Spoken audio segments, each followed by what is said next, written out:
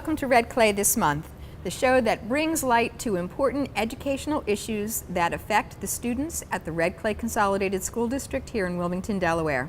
I'm Dr. Judith Conway. I'm the Supervisor of Unified Arts here at Red Clay, and I'll be your host for this show. On today's show, we're going to tell you about a long-standing and very popular event we offer here at Red Clay, the Red Clay Family Resource Fair. This year, Red Clay has partnered with the News Journal and Nemours to present a literacy fair at the same time. The event will be held on Saturday, November 4th from 10 a.m. to 1 p.m. at the John Dickinson High School, right here in Wilmington.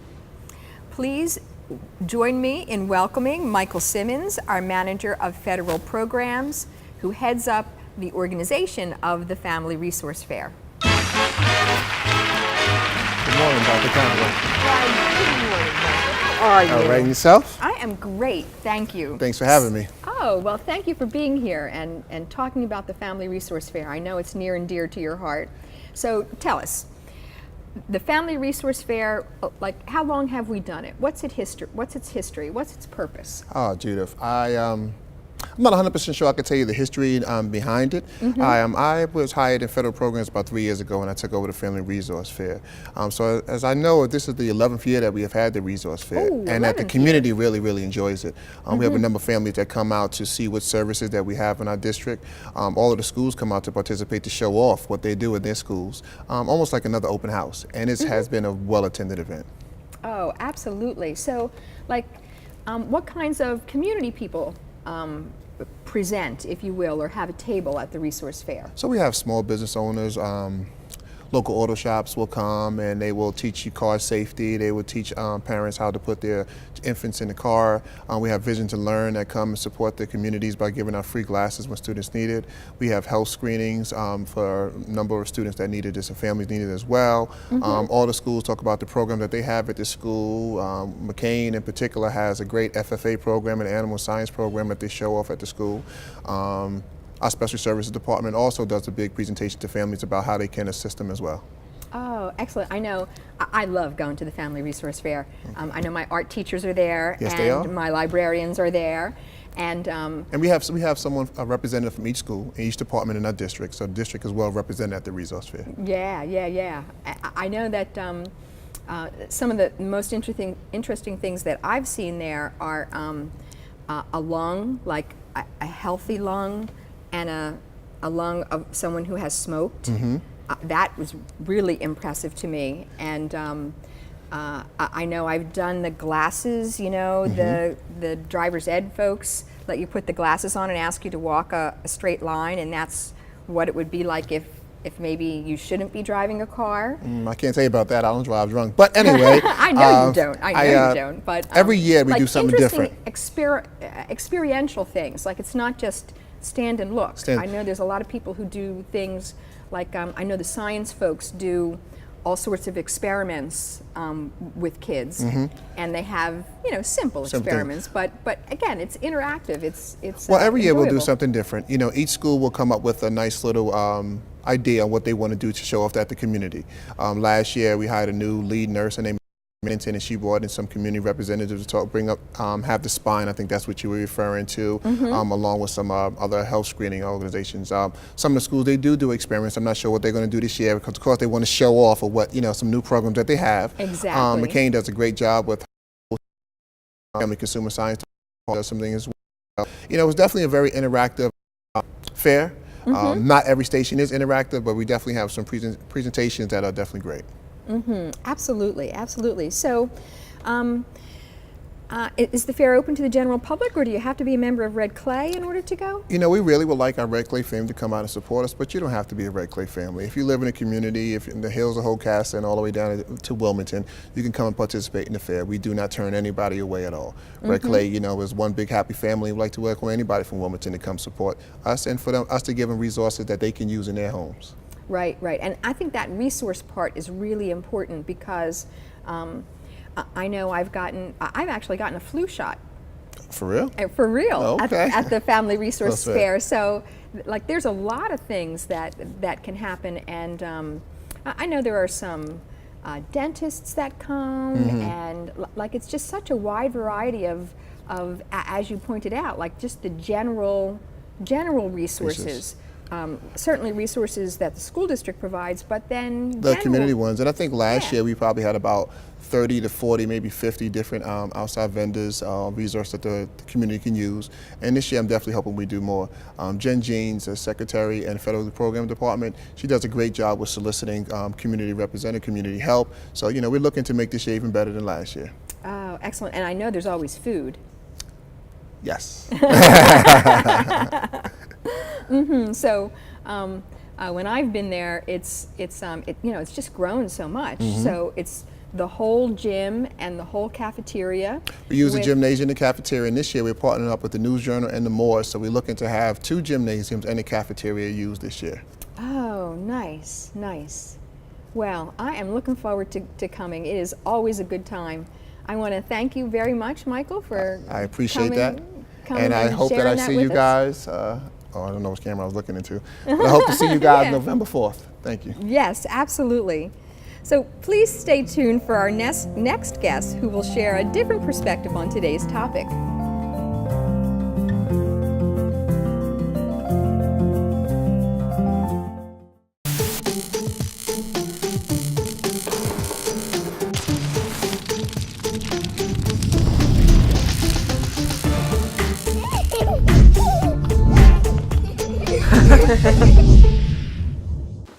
What to expect when you're expecting a teenager. Today we're talking about how to wake up your teen, and this works literally every time.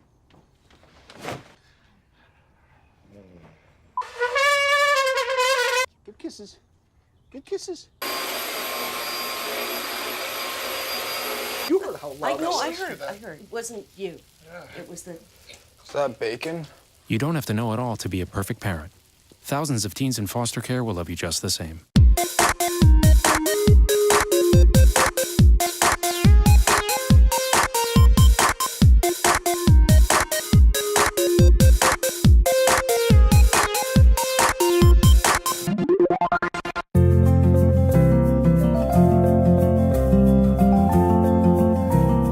Welcome back.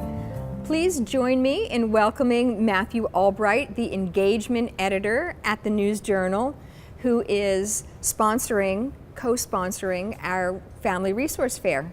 So, welcome, Matthew. Thank you so much for having me. Hi, thank you so much for being here. So, tell us about the Imagine Delaware series. So, how does the paper see this as a public service? Well, we've done several of these Imagine Delaware series over the past couple of years. We've done them on everything from the heroin crisis to education in Wilmington to aging.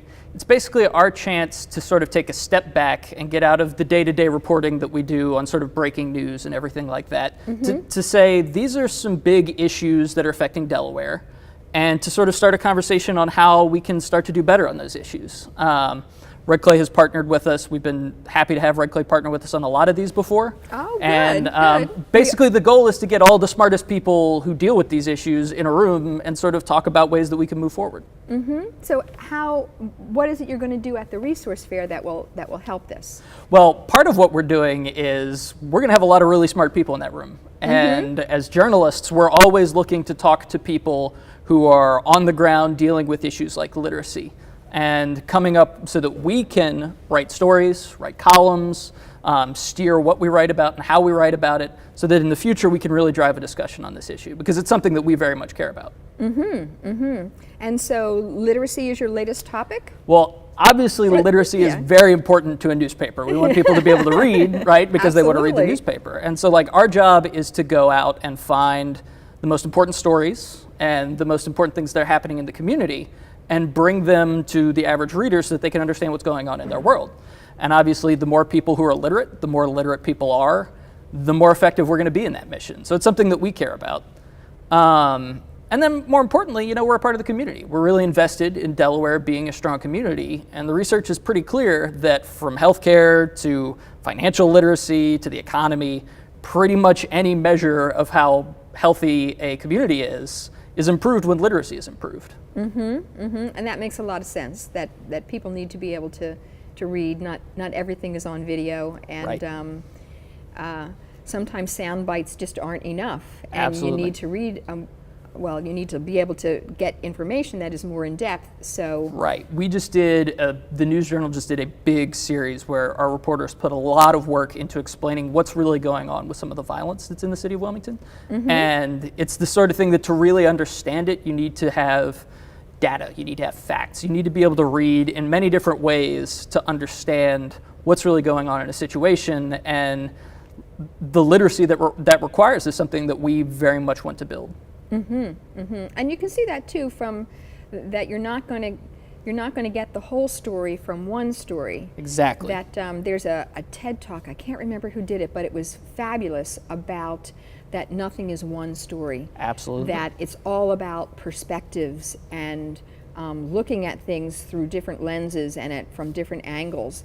And I can see how journalists approaching a topic like literacy or like violence or like climate change or like anything that's going on in our world today, we need to have multiple perspectives on it. Right, and I think when we talk about literacy, for good reason, we often talk about can kids read or not, like can you read words, but there's degrees of literacy, right? And there's being able to understand different perspectives, there's being able to separate, I mean, in the era of fake news, there's being able to separate good sources from bad sources. And so we're not just committed to talking about can people read, but can people read well? Can they read sophisticated stories and sophisticated content, and can they be sophisticated consumers of not just news, but financial documents that they need to read, their own healthcare information. Being able to be a sophisticated reader is something that's an important life skill. Absolutely, absolutely, for success. And I don't know whether you know, but I oversee all of the library media programs. Oh, and wow. Yeah. So literacy is like right up our alley. Gotcha. In terms of the whole, from the library perspective, we don't so much teach reading in the library, but from the perspective of the critical thinking angle, Right. in terms of if you're curious about a question, how do you really find out the answer, and all of those evaluating techniques and distinguishing fake news from real news, and if I'm Right. finding this information on the internet, how reliable is it, and when I'm putting together my ideas, how do I do that? How do I Right. represent different points of view? How do I form an opinion about that? Absolutely. How do I stay safe while I'm online? Like Yep. all of those things part and parcel together. Right. And then of course all of our elementary teachers and all of our ELA teachers, English Language Arts teachers in the middle school and the high school are all about reading and encouraging kids to reread things so that they're Right. really closely reading. Like if you're talking about financial information, contracts that you're getting ready to sign, or I'm giving you my life savings to invest. Like You ought to read that pretty closely. That's right. I want to read that really carefully. Right. And so it helps to be able to do that, Right? for sure. Yep. Now, your title is engagement editor Right. at the News Journal, so that intrigues me. I am Right. curious about that. What does an engagement editor do? So it's actually a new job for me. I've been in Delaware for several years now as a reporter, and so my job was to go yes, out and I report. recognize your name. Well, I'm glad to hear that. I was actually an education reporter for a while, so I reported on Red Clay schools for a while. Oh. In my new job, the overarching goal of my job is to get people's voices into the conversation, whether that's in our print product, whether it's online, whether it's at one of these forums. That often takes the form of going through our opinion pages. So we're always looking for folks to submit letters to the editor. This is a pitch. Go to letters@delawareonline.com if you have. And express yourself? Exactly. If we're always looking for people to submit. We're going out in the community trying to find people to write guest columns for us. Oh, that's interesting. That's one of the things that we're really trying to improve on, is to get more diverse perspectives in the newspaper. To have more than just like legislators and the governor, more than just politicians weighing in on our opinion pages. We're trying to get more people who are out in the community and have different perspectives to weigh in. Yeah, like I can see someone who's a scientist weighing in on whether what Washington is doing is going to affect Delaware, and this is the science behind that, Exactly. We've had several of those. We recently, when there was this whole flare-up over the issue of Confederate monuments, we had Widener law professors say, here's sort of the history of where they come from, here's what the First Amendment rights around all this are. So we're really looking for people to sort of weigh in from a lot of different perspectives on the issues that we're all talking about these days. Oh, excellent, excellent. And that's really good for our kids to see too, that there isn't just one story, Absolutely. that there isn't just one opinion, that everyone's voices matter, and that their voice can matter too. Absolutely, and I think one of the things that sort of troubles me personally about our world right now is that it's getting harder and harder for people to listen to something that they disagree with without sort of just shutting it down or shouting over them, you know what I mean? And so one of the things that we're really trying to do is say, look, these are some tough issues we're dealing with. It's really personal for a lot of people, but it is possible for us to have opposing viewpoints or differing viewpoints and still be civil and still appreciate where the other side is coming from. And really importantly, to have a basic grounding in facts, right? You're entitled to your own facts, but not your own opinion. And that's sort of what we, in the opinion section of the News Journal, really try to do, is encourage Did you say that backwards? I'm sorry? Did you say that backwards? Did I say?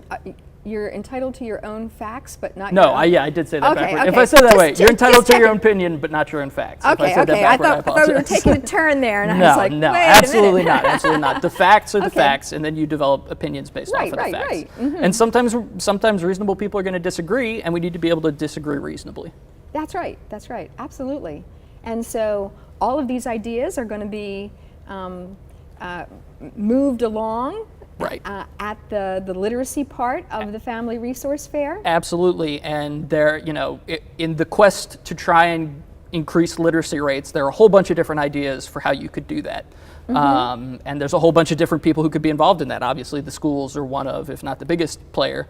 There's all kind of nonprofits that are out there that are working in this space. There's everyday folks. I mean, teaching parents how to help build literacy skills is something that I think a lot of experts say we need to be doing. And so having a conversation about, all right, we all agree that we need to build literacy skills. What's the best way for us to do that? What's the best way for us to invest limited resources in? What's the best way for us to, choose who we focus on?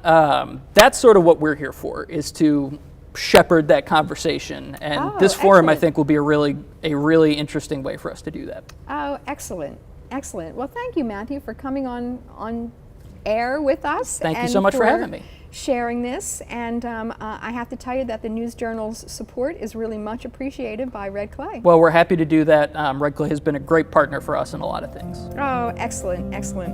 Well, we're going to take a little break now, so go grab some coffee or tea, but there is more to come.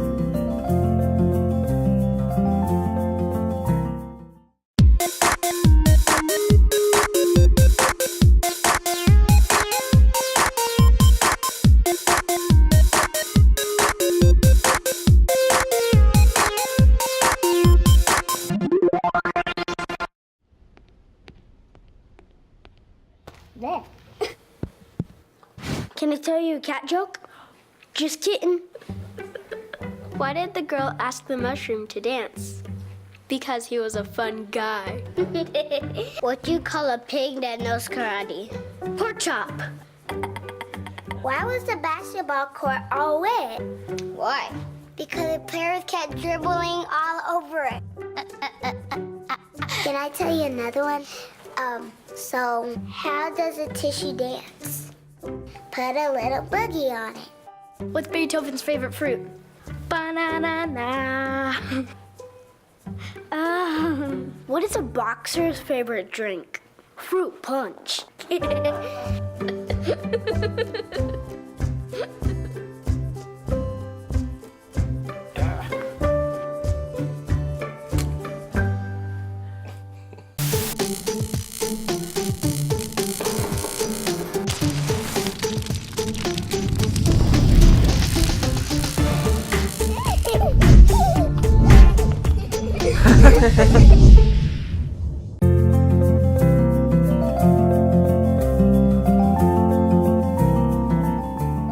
Next up, we have our new segment where we will introduce you to the Red Clay Consolidated School Board. I hope you find this interesting to watch, as I did. Welcome to our new segment, Meet a School Board Member. I'm Dr. Judith Conway, and I am the Supervisor of Unified Arts here at Red Clay, and today I will be interviewing Dr. Adriana Bohn. Now, Dr. Bohn represents Election District A, and she sits on 3 board committees. She's the board representative for the Wellness Committee, the Diversity Committee, and the Wilmington Education Improvement Committee. So welcome, Dr. Bohn. Thank you for having me this morning. Oh, it's a pleasure. It really is. Now, a school board member is a volunteer position that requires a huge time commitment. So how did you get interested in serving on the board? So I got interested when my son was attending Highlands Elementary School, and he went there from kindergarten through 5th grade, and I was a member of the Highlands PTA. And a lot of our PTA efforts were revolved around fundraising.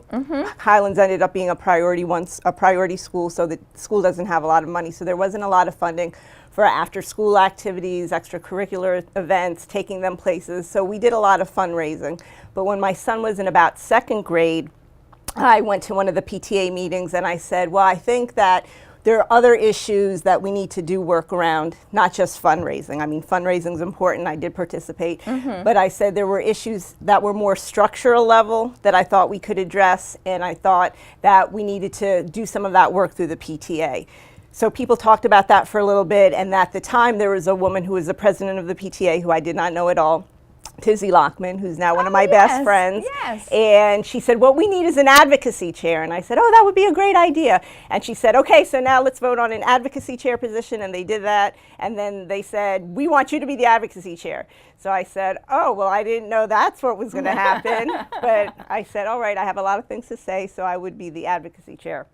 So for the next few years, we did a tremendous amount of work about elementary level issues. We worked a lot on tag programming because we thought that was an area that definitely needed to be addressed because a lot of the schools throughout the district didn't have full-time tag teachers. A lot of the high poverty schools definitely didn't have tag programs. Talented and gifted. Yes. For our folks who aren't into tag. Yes, talented and gifted. Yeah. And there was a need for that all across the district. So we worked on that. We believe that there should be small class sizes because all the research indicates students learn best when they have fewer students in the classroom. So we worked on that as an issue. We also felt strongly about having specials teachers, so like the art teacher, the music teacher, the librarian, the gym teacher. All near and dear to my heart, I as you know. well know, as the supervisor of Unified Arts. And we thought all schools needed those teachers, and they needed them there on a full-time basis. So that was another area we worked on. And another huge area was trying to get all of the after-school activities that were important for children, because we know that when children are really involved with after-school activities, like you know, they feel more connected to the school, attendance rates are better, test scores are better, and kids they're feel happier, exactly. I think they're just happier. Yes, they're in a good mood, and that's what we want. So those were areas we organized around for like 3 years. So we would write letters to the district. None of us had really participated in board meetings up to that point. We figured out we had to go to board meetings. We didn't know that you had to sign a green slip to make public comment. So we figured that out. So we got to board meetings early and filled out the green slips. So we started to speak up at board meetings. There was one board meeting where they were making a decision to actually eliminate some of our specials teachers and then reduce the other full-time specials teachers to a part-time capacity. So a number of us went out, we spoke, we were in the newspaper, and the school board went into a special executive session in the middle of a meeting, which it's never even done while I've been on the board, and they came back out and they had a different perspective on the issue after we spoke. So it's really important for folks to come out to school board meetings and make public comment. So then after we did that for a few years, there was a group of us that worked very diligently on these issues, and then we began to develop relationships with people in other schools, right? Out in, all over, out on Kirkwood Highway, out in Hockessin, and we saw that a lot of the issues that we had at Highlands, other people were having as well. So then we decided Lee Davis was in the position for the school board prior to me running for that position, and we thought we should have someone in that position if Lee didn't want to run again. And Lee and I are great friends, so we went to Lee and we said, are you interested in running? Because if you are, we'll support you. If you're not interested in running, we'd be interested in having someone run, and we'd love your support. So she decided she wasn't going to run, so we decided to run someone, and then people said, oh, would you be interested in running? So I said, sure, not knowing what I was getting myself into. And so we ran, Tizzy Lockman was my campaign manager, and we ran for the school board, and we knocked on over 1,000 doors, and that's how I got onto the school board. I had 2 men who ran against me. So it was an interesting campaign. It was grueling, it was very stressful, but here I am. And I've been on the board for 4 years. Right, right. And of all the roles that a school board can play, so where, obviously you feel passionate about what you did at Highlands and want to bring that to the whole district, but what is the most important role? Where do you think you have the most impact as a board member? So school boards have 2 main roles or jobs. So their first role is to oversee what the superintendent is doing and hire and fire superintendents. And our second role is to create policy for the district.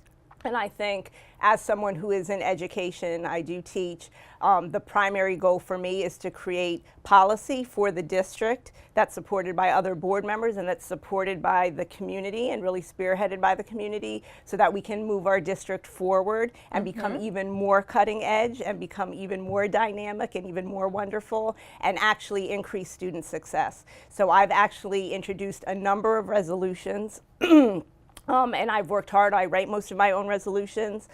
Like you said, this is a volunteer position, but I often put in 15 hours a week writing and doing research on the work that I feel is really important. So I think policy, creating policy and having it implemented is really, it's exciting. It people might think it's boring, but it's really exciting because I feel like I'm learning so much all the time. Like I'm learning what school districts across the country are doing that I think we could do in Red Clay. Then I think of things we're doing that no one else is doing, but policy is where it's at. And you bring that up, and I absolutely agree. Words and the words we choose to put in those policies are really important. They really say what's in our heart. Yes. And I'm thinking of recently the civility. Yes. Policy. Absolutely. And it's those kinds of things that I think really help in terms of changing systematically the way people talk and the way people think about things to be much more positive and much more helpful as opposed to critical and tearing down. And I think there's a time and a place to be critical and to tear things down, and I have done that, but I also come to the table with a lot of solutions, and as someone who believes in education, I mean, I have a PhD in sociology, I think that it's critical to bring solutions to the table, and there are solutions out there. So I think it's important to look at what we do well and increase that, look at what we're not doing so well and figure out ways to improve it. Civility has nothing to do with what I guess I'm thinking of in terms of being critical as being harsh. Yes, critical, how else are you going to improve, right? But I guess it's the harshness. See, the importance of words, the importance of words and how we phrase things and how we get everybody on board with us. So I know, having attended my share of board meetings, I know that you're passionate about many things. Can you tell us one? No. All right. I can tell you a couple. 2? Yes, I'll tell you a few things. So I actually prepared for like an hour and a half for this event this morning that I was not looking forward to because I get very uncomfortable speaking in public. But issues that I feel really strongly about, so I'm part of the wellness committee that Jessica Terranova runs, and I absolutely love that committee. Like, it's a really great feel-good space to be in when you're there because you're talking about students, you're talking about nutrition, you're talking about wellness, you're talking about their health. So something that I've been interested in is the suicide rates for middle school students has been increasing across the country. So I've talked about that at school board meetings to see what we're doing in our district to make sure that we have lower rates in our district. I think the wellness committee is great because we look at food and the types of food students are eating when they're going to lunch or they're getting breakfast or they're getting a snack after school. Another big issue was in terms of our wellness centers. So many of our high schools had wellness centers, but Conrad did not. And I know that when I was visiting schools, people were saying that they really were interested in having wellness centers because it's very helpful wonderful for the kids, especially having a social worker there, right? They can get their Yep. physicals.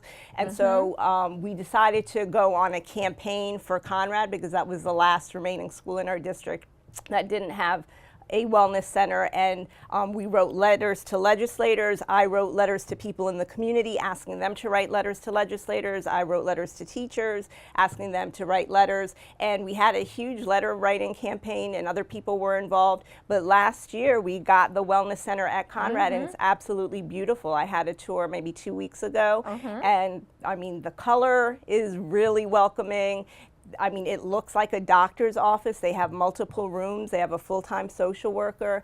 And when I was at the American School Board conference this summer, they were talking about trauma-informed wellness centers for elementary schools, which I just thought was riveting. And so I read an article about it in a journal a few weeks ago, and I talked about it at the last school board meeting, because when I was visiting some of the elementary schools, they were saying, you know, a lot of our kids don't have access to the doctor. Like, they might have an asthma attack in school, and they don't have an asthma plan. They don't have medication, right, antibiotics. If we could get wellness centers in our elementary schools, that would be fabulous. So that's sort of an issue that I want to look at over the next year to see if we can. I know we're you know, experiencing a budget deficit, but if we really are interested in student success, and wellness centers benefit all of our students regardless of any type of background they come from. So I think that's just an issue that all of us could coalesce around and work towards. So trauma, and that's different, like, right, trauma-informed wellness centers.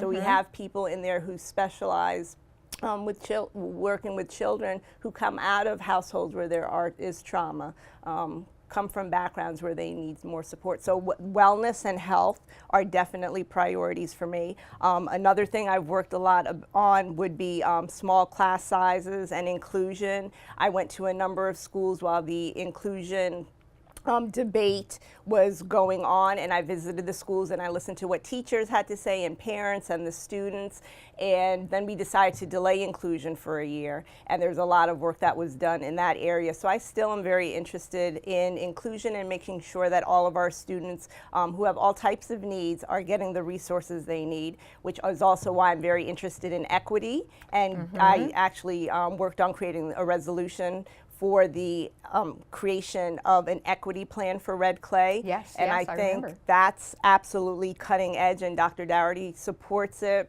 There are lots of districts across the country who are looking at the gap which exists in student achievement with students with disabilities, students who are students of color, ELL students, students from low-income backgrounds, and trying to figure out what are the best practices that we can employ based on the data that we get from our district to fine-tune their academics so they're able to be more successful as well. And that's, again, it's an area like you were talking about with the civility resolution.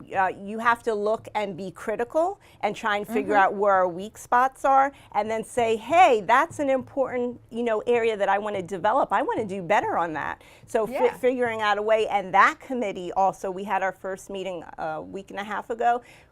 We had the first meeting looking at equity because that committee's been meeting for a number of years now. Right. That's the diversity committee? Yes. Yeah. Great work. Amazing how many people were at that meeting, showing up, speaking out. Everyone's around the table trying to say, hey, you know, we want our kids to be more successful. We want our kids to have a better learning environment and be more attached to their work and be more attached to education. What can we do as adults, right? Because ultimately it's on us. We're the adults. We need to figure it out. And so that was just an awesome meeting. That was, and Teddy Boyer runs that committee, was excellent. So that's another area that I'm very interested in. I'm very interested in a weighted funding formula. I mean, I think the way that we fund our public educational really tied to system, equity. Absolutely, we need to figure out a better way to fund public education on a state level. So again, all of our students can have more success. I mean, I think tag programs are something that we really need to implement more and focus on more in the district, and I think that with weighted funding, that is an area, you know, that we can improve on in getting students access to more resources. Free access to quality preschool is huge. I mean, we have a big waiting list. There are lots of people who want to come into the preschool programs. Oh, my absolutely. God, yes. And I've visited those preschool Yes. programs, and they're marvelous. Yes. So there's no wonder there's Yes. a big waiting list. And we have, I couldn't begin to tell you, 11, 12? Yeah, I don't know the exact number I off don't the know top either. of my head, I but don't know either, we but- need more. Right. We Right. need more. We're making strides, Yes. but not enough Yes. if Yes. there's a big waiting list. Yes, so that's definitely an area. I also believe that if we really want to have choice, we have to have free public transportation for all children who want a choice. So children can choice into different schools, but many schools they can't get to absolutely. because they have to get their own transportation to the school. So that's not really choice to me, right? It's something else. So Right. I think that if we work on getting access to funding for all students, then we really can begin to talk about having choice. So I think that's an area too. And I understand that's not just for the district, that's for the state. But I think a lot of the initiatives they do, they go between the district and the state. They're connected Right, and they're there's a combined. synergy there for yes, sure. absolutely. So they don't exist in tandem. We have to look at them more holistically. I'm just looking at my paper here, my cheat sheet that I worked on this that's morning. okay. The other thing that I worked on was having a district-wide student council. Again, I had read a number of articles that a number of school districts have student councils that are district-wide, and they actually give information to the board about issues that are pertinent to them as students. I think, so we started that last year. I think that was really great, and I'd like to see that evolve more so students have more input on board issues. I'm also in full support of having a student representative on the school board. We're really old fogies, right? Some of us have kids in schools, but most of us do not have children in schools, the people who are sitting on the school board. So I think it would be great to have an actual student or two who sits on the board and can give us guidance about things that they're talking about, things that they feel are important. So those are some of the many issues. That's more than one or two, but I feel very passionate about education. Yeah, yeah, and that really comes across. Well, I like I like being around students. So I teach at a community college, and I, teach hundreds of students per semester, and I like being in the classroom. They keep me laughing. They tell me funny things. I like when I'm talking to them about theory, and they're giving me examples from their life and showing how it fits into my theory from 1850. And now that I'm around a lot of red clay students, because my kids are older and their friends are coming over all the time, they're doing the same thing. They're telling me what they're learning in the classroom. They're telling me what they like, what they don't like, and it's very energizing. And they're the next generation. We got to get it right for them. They're important. We do. Yes. Well, thank you so much. Thank you so much for thank coming you. and sharing all that information with us and our community. And we'll see you at the next board meeting. Thank you for inviting me, Dr. Conway. Oh, thanks. I'd like to thank all our guests today for taking time out of their busy schedules to be here with us. Thank you for tuning in to Red Clay this month. I hope to see you next month.